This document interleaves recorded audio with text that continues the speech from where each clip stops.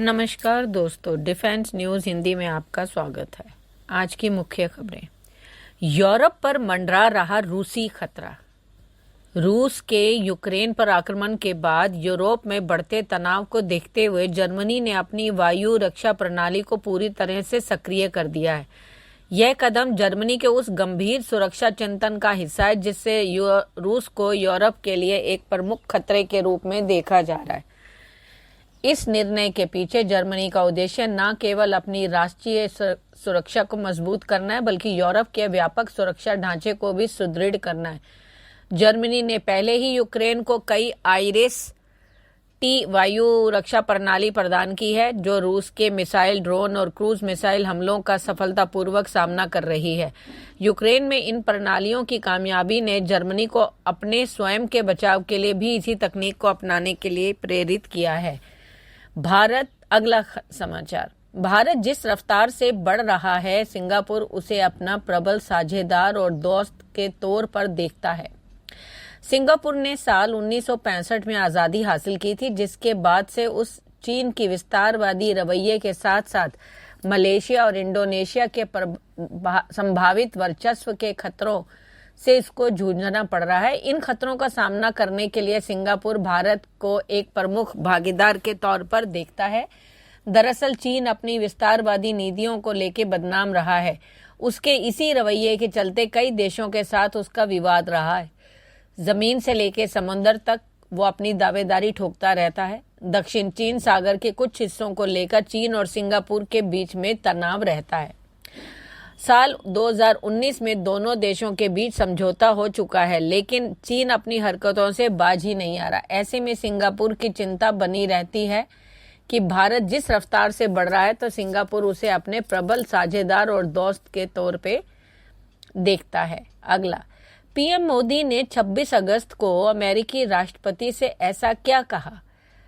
बांग्लादेश में हिंदुओं और अल्पसंख्यकों पर अत्याचार बढ़ता जा रहा है। हिंदुओं को जीना मुश्किल हो गया है। अंतरिम सरकार द्वारा लगातार इसकी निंदा की जा रही है, लेकिन कोई कठोर कदम नहीं उठाया जा रहा।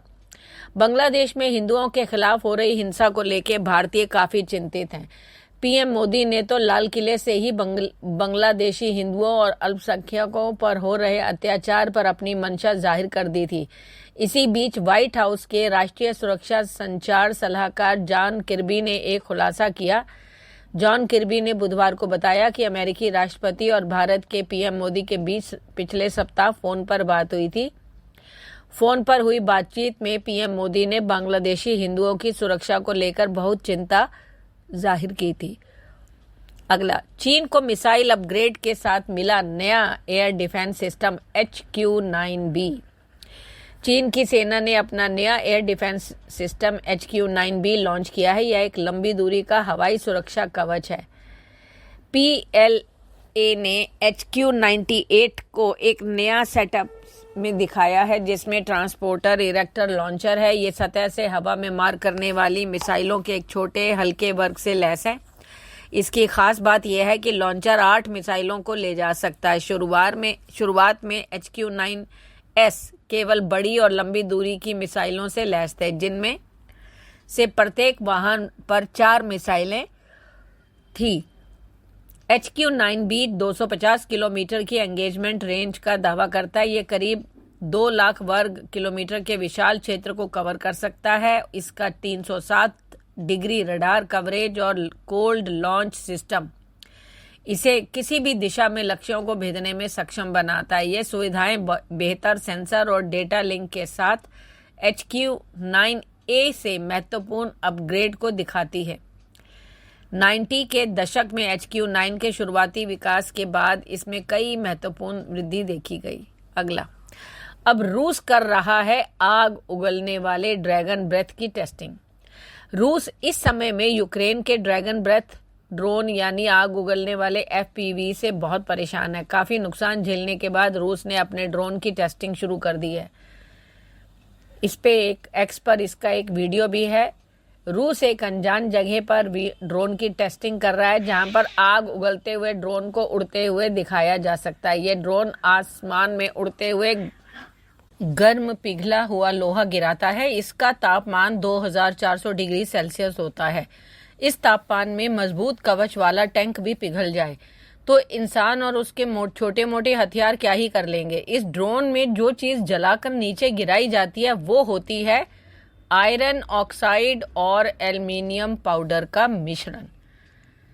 क्या होता है ये ड्रैगन ब्रेथ ड्रोन की आग जिसका हो रहा है इस्तेमाल? यह एक अत्यधिक तापमान वाला केमिकल मिक्सर है। इसमें आयरन ऑक्साइड और एल्युमिनियम पाउडर मिलाया जाता है। थर्माइट का तापमान 2400 डिग्री सेल्सियस या उससे ज्यादा पहुंच जाता है। यानी इस तरह के हथियार का इस्तेमाल जिस चीज के ऊपर किया जाएगा वह पिघल जाएगा। अगला, क्या है सेमीकंडक्टर? भारत को जिसका हब बनाना चाहते हैं पीएम मोदी। प्रधानमंत्री नरेंद्र मोदी ने सिंगापुर के अपने समकक्ष लॉरेंस वोंग के साथ आज द्विपक्षीय वार्ता करने के बाद सेमीकंडक्टर एवं इलेक्ट्रॉनिक क्षेत्र में सिंगापुर की एक अग्रणी कंपनियों का दौरा किया। इस दौरान उन्होंने इस महत्वपूर्ण उद्योग में सहयोग के तरीकों पर चर्चा की। आखिर सेमीकंडक्टर क्या है जिसका पीएम मोदी भारत को हब बनाना चाहते हैं? सेमीकंडक्टर अर्धचालक है। आजकल स्मार्टफोन से लेकर स्मार्ट कंप्यूटरिंग, स्मार्ट टीवी समेत अन्य सभी इलेक्ट्रॉनिक उपकरणों में सेमीकंडक्टर का इस्तेमाल होता है। सिलिकॉन, जर्मेनियम, गैलियम आर्सेनाइड इत्यादि यह अर्धचालक बनाए जाते हैं जो मुक्त प्रवाह की अनुमति देते हैं या उसे पीछे धकेल देते हैं। यह बेहतरीन इंसुलेटर का काम भी करते हैं। यह निश्चित परिस्थितियों में अपने अंदर इलेक्ट्रॉनों को प्रवाहित नहीं होने देते। इसका उपयोग मेमोरी डिवाइस, माइक्रो प्रोसेसर और CMOS सेंसर में किया जाता है। बयान में कहा गया कि मोदी ने उनके साथ AEM होल्डिंग्स लिमिटेड का दौरा करने के लिए प्रधानमंत्री वोंग की सहायता की। प्रधानमंत्री मोदी ने सिंगापुर की सेमीकंडक्टर कंपनियों को 11 से 13 सितंबर को ग्रेटर नोएडा में आयोजित होने वाले सेमीकॉन इंडिया प्रदर्शनी में हिस्सा लेने के लिए भी आमंत्रित किया। अगला, अमेरिकी राष्ट्रपति चुनाव में रूस की घुसपैठ से व्हाइट हाउस में हड़कंप। वाशिंगटन ने मॉस्को पर फटाफट जड़े कई प्रबंध। क्या है ये सारा माजरा? अमेरिका में नवंबर में होने वाले राष्ट्रपति चुनाव में रूस की घुसपैठ ने व्हाइट हाउस को हिलाकर रख दिया है। अमेरिका का आरोप है कि रूस राष्ट्रपति चुनाव में गड़बड़ी फैलाने का पूरा प्रयास कर रहे हैं। लिहाजा बाइडेन प्रशासन ने चुनाव से पहले अमेरिकी राय में हेरफेर करने के रूस प्रयासों पर कई तरह के प्रतिबंध लगा दिए हैं। अमेरिका के ट्रेजरी विभाग ने कहा कि संयुक्त राज्य अमेरिका में 2024 में राष्ट्रपति चुनाव को प्रभावित करने के मॉस्को के प्रयासों को देखते हुए अमेरिकी चुनाव संस्थानों और प्रक्रियाओं की रक्षा व सुरक्षा के लिए कार्रवाई की जा रही है। यहाँ तक कि कई चीज़ों पर बैन भी लगाया गया है क्योंकि उन्हें डर है कि रूस ट्रंप को लाने के लिए कई तरह के चालें चल सकते हैं। अगला, नामीबिया में जंगली जानवरों को बचाने के लिए आगे आई अनंत अंबानी की वन तारा चल रही है बड़ी प्लानिंग। अभी हाल ही की खबरों में हमें पता है कि अफ्रीकी देश नामीबिया समृद्ध वन्य जीव के लिए जाना जाता है और उस समय वहाँ क्योंकि भयानक सूखा पड़ा है और सूखे की वजह से जो है देश का लगभग 84% खाद्य भंडार नष्ट हो चुका है। यहाँ रहने वालों लोगों के सामने भोजन का संकट उत्पन्न हो गया। सूखे और भुखमरी के संकट से निपटने के लिए नामीबिया की सरकार ने अपने प्राकृतिक संसाधनों खास करके वन्य जीवों की ओर रुख किया है।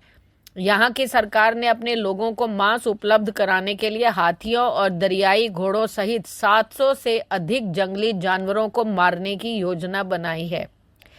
नामीबिया में भारी संकट के बीच अब मुकेश और नीता अंबानी के छोटे बेटे अनंत अंबानी ने बड़ी पहल की है। अनंत अंबानी की वन तारा वन्य जीवों को बचाने के लिए नामीबिया सरकार से संपर्क कर रही है। अनंत अंबानी की वन तारा जानवरों को बचाने में सबसे आगे है। यह नामीबिया के अधिकारियों से संपर्क कर रही है ताकि जानवरों को बचाया जा सके। अनंत अंबानी की वन तारा दुनिया भर में जानवरों को बचाने में मदद करती रही है। अगला, पॉप म्यूजिक और इंटरनेट से डरा चीन।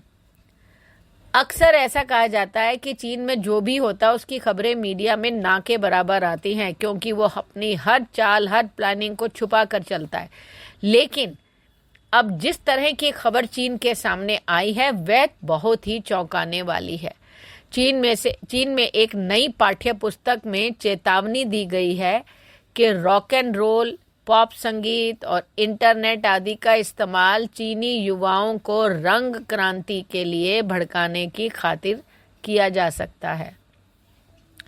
पश्चिमी शक्तियों द्वारा उकसाए गए कथित तोड़फोड़ के साथ ही समाज के विभिन्न क्षेत्रों में घुसपैठ करने के प्रयास और सरकार को उखाड़ फेंकने के लिए अशांति को बढ़ावा देने को चीन ने रंग क्रांति का नाम दिया है।